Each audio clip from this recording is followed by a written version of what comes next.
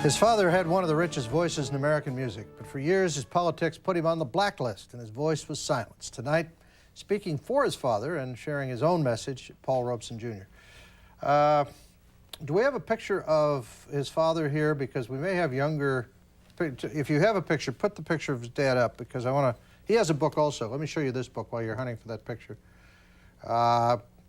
Let's take a shot of this book. Have we got it? Okay. This is out now, I take it? Yes, it is. Speaks to America is a broad topic. What is the theme of your message, and is it different from your father's? Similar, but my own, uniquely my own. It's really about what's going on with American culture. Which culture are we talking about, and whose diversity is it? Okay, that's you, I think, with your father. Yes, it is. Okay, good. About 7 or 8 years old. I thought you were going to say 7 or 8 years ago. And No, 7 or 8 years old. No. No, I haven't gotten the fountain of youth yet. I don't know about that. I just read what your age was. You look like you're 45, and I hear you're a little over 60. I am. Yeah. Yes, was your dad an angry man? Because he lived during the time when African Americans really had no chance in America. Today, many whites would argue African Americans have quite a chance if they play their cards right. Is that true? Yes and no. It's partly true. Different, but certainly much better chance now than they had then.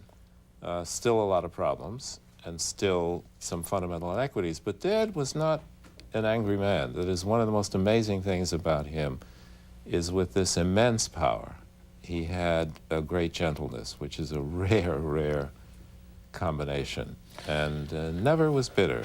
Partly it comes from the culture that he espoused and that he came from, the slave culture of black Americans. You mentioned, and we have to take a break here in a minute, so we can't get into it too deeply. Which culture are we going to follow, I think is what you premised or brought up.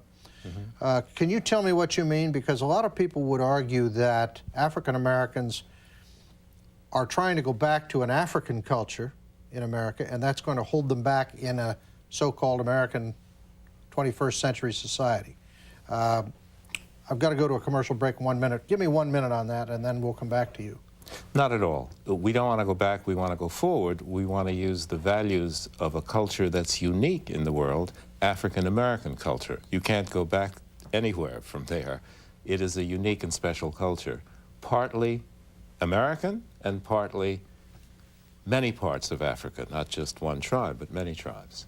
So it's a special kind of culture and very universal. Up until quite recently, however, and I would argue perhaps that there are people in America who believe that America was made great because it became a melting pot. Mm-hmm. that the primary culture we came from, whether it was Irish or African, mm-hmm. Was sublimated to a general American way of life.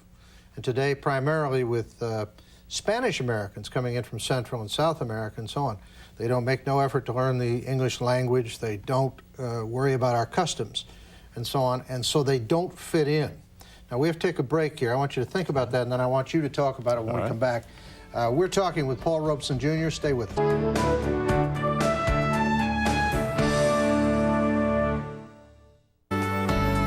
Boy, this is tough tonight because there's so many questions I want to ask this man. Before I went to the break, I talked about this issue of the culture and fitting in. Would you like to make a comment on that? I would. The issue is which culture. What I meant by that is there is a culture that exists and that's existed a long time, and there is a mythological culture which has been called the melting pot and now is called multiculturalism, really with a small m. Neither one of those are real. In fact, this has been a multicultural country from day one. For example, my father is one of the best examples of that fact. He was a dominant force in American culture, personifying the African-American slave cultural tradition, utterly different in both its values and in the way it was projected from what I would call mainstream melting pot culture. That's what made him so interesting, because he reflected the many aspects of African-American culture, which include some European parts, some African parts, many different tribes, therefore it was accepting. It wasn't exclusive. So it was multicultural, that culture he represented, which represents the culture of most African Americans. As for other, quote, hyphenated groups in America, I had the experience of going to an Irish play called Dancing at Lunasa.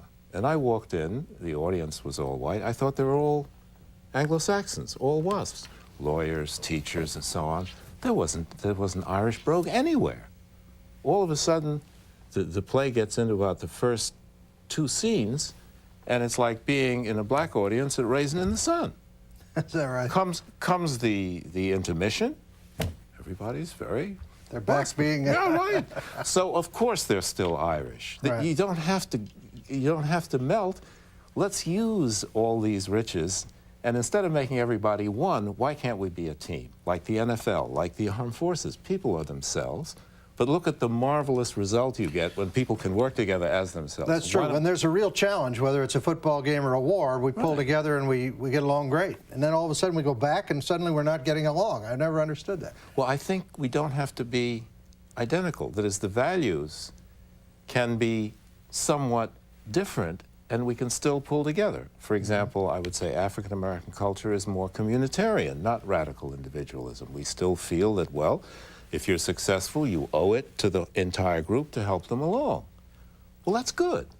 You need a balance between individual initiative and a feeling of community. They don't have to clash. But you meld them. There's a nothing feeling wrong with that. among many, I think, whites that the black leadership in this country has a vested interest in keeping the African Americans angry and poor, that they would not have anybody to follow them, and they would therefore not be leaders, and they would therefore not get rich if they didn't foment this turmoil. And there's somewhat of a movement toward a more conservative African America in this country today, as witnessed by the latest elections and many African Americans speaking out and moving away from the liberal premise of relying on some leader to make achievements for them in Washington. Would you agree with that? No, I can't agree with it because I think it's framed in a kind of a... Political context. Not a political context, but again, an unreal cultural context. It's laden with so many stereotypes that have crept through and become political. For example, the notion that African Americans are angry. If white people put themselves in the same position well, they'd be angry. For 24 hours, they'd be so much angrier than African Americans are, there'd be a civil war. So in a sense, what's amazing is how relatively non-angry African Americans are. The problem, let me do it in 3 brief ways. By the way, I'm not making a judgment, but I have to think no. African Americans in this country really didn't start making progress until, what, 35 years ago? I mean, if you really look at it, I think it was back in the 50s. Yes and no. I mean, that's a long discussion. But let's deal just from the civil rights time to today. The problem was, goodness, we've got civil rights. Great God Almighty, we're free. Not so. My father pointed out long before that civil rights is only step 1. It's a totally different ballgame to then have a level playing field, which is equal opportunity. Not totally different, but a vastly different. Most white Americans, the overwhelming majority, agreed on civil rights. People should have a right on the Constitution. On the issue of equal opportunity, not so to this day. A majority of white Americans don't agree with that. Well, blacks aren't quite ready for that. No. I would disagree with that. I think the majority of white Americans believe in equal opportunity. Let's say this is an African American perception. Okay. All right. And whether that's right or not, wrong, or indifferent, the problem, when you mention the word leadership, is we have a civil rights leadership, which is an oxymoron. Civil rights, in one sense, is over. We got that. The problem now is to achieve equal opportunity if we don't have it, or if you're correct and we do have it. I'm not saying we have it. I'm saying that the majority of whites believe that it... Let's assume let's go a step further, and let's theoretically assume that maybe our perception is wrong. Then how do we take maximum advantage of it? The civil rights leadership is looking backwards instead of looking forwards. So in a sense, much of that leadership is not a leadership. Okay, your dad was accused of being a communist for years. We're going to come back and talk about that for a second. We'll be right back with Paul Robeson Jr. after these messages. I've seen film of your father, and he was clearly one of the most gifted performers that ever lived. People forget that he was also a great athlete, I think, sometimes, and some other things. Yes. But he was held back in his career, and nobody knows how great he might have been had he not run into some difficulties. Why was he accused of being a communist? Was there any truth to it, and how did he deal with it? He was not a member of the Communist Party. Even the FBI records, Hoover himself admitted that. But in effect, they say, well, let's call him that anyway. It's a way to bring him down. When you say he didn't, his career was, his full potential wasn't reached, actually that's not true on three levels. One, he was known worldwide as the greatest concert singer in the world, certainly in the Western world. He was one of the greatest actors in history, the only black charter member of the Theater Hall of Fame. He was the pioneer black actor in film. As a cultural figure in the 1940s, he dominated the popular culture of the United States. No, there's no question about it. I'm not diminishing. No. But I don't want you to say that diminishes confidence. I'm just saying that this guy was getting hammered every step of the way. No, but and what would he have done if he hadn't been? The important thing is that he reached the very pinnacle, not only in the United States stature, but world stature, and decided, in effect, to go against the system because of his values. That is to say, he was given the country. Look, Robeson, you want a television program, anything you want. He was bestride the country. He said, well, first thing you can do is give full rights to 14 million African Americans. That immediately got him into trouble. That was the problem. And they said, how can you do that? This is individual, let them do the... Oh, no.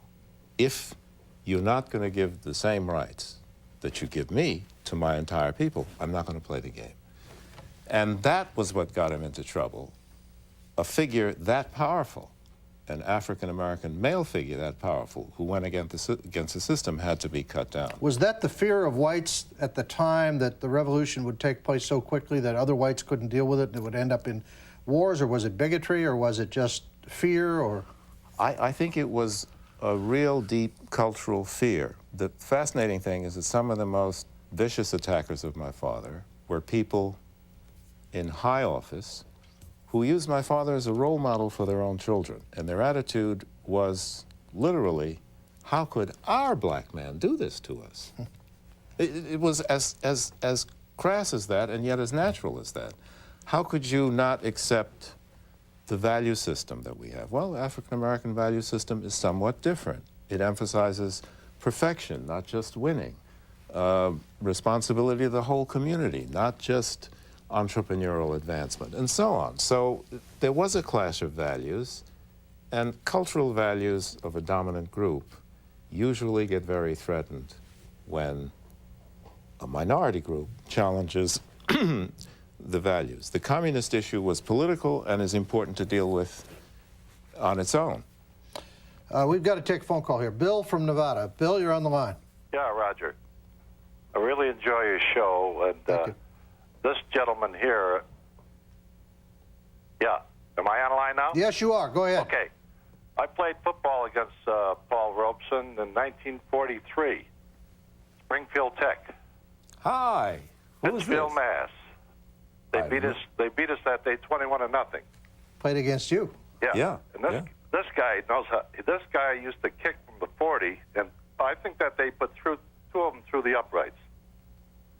Unbelievable football player. Well, thank you. Not only Thank that, you. a gentleman.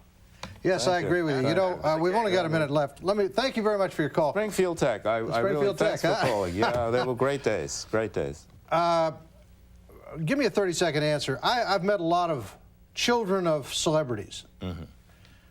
Your father was a great American. How come that didn't diminish you and make you some kind of a nut like a lot of celebrities' kids? You turned out to be a pretty solid guy. Most important thing about my father is that he gave me a sense of myself. He said, don't try to copy anybody else. All greatness comes from within. Whatever you do, do it well, but do it because it's you. Don't do it because of me. Paul, will you come back and see me again? You and I have got a lot to talk about. I'd love to. Okay? I've enjoyed having you. Thank Paul Robeson Jr., this is the book. Sit tight here. Speaks Up, or Speaks to America. You ought to try to get this. I'm not sure where to get it. Rutgers University Press. Rutgers University Press. That's where to get it. And we'll see you again tomorrow night on Straightforward.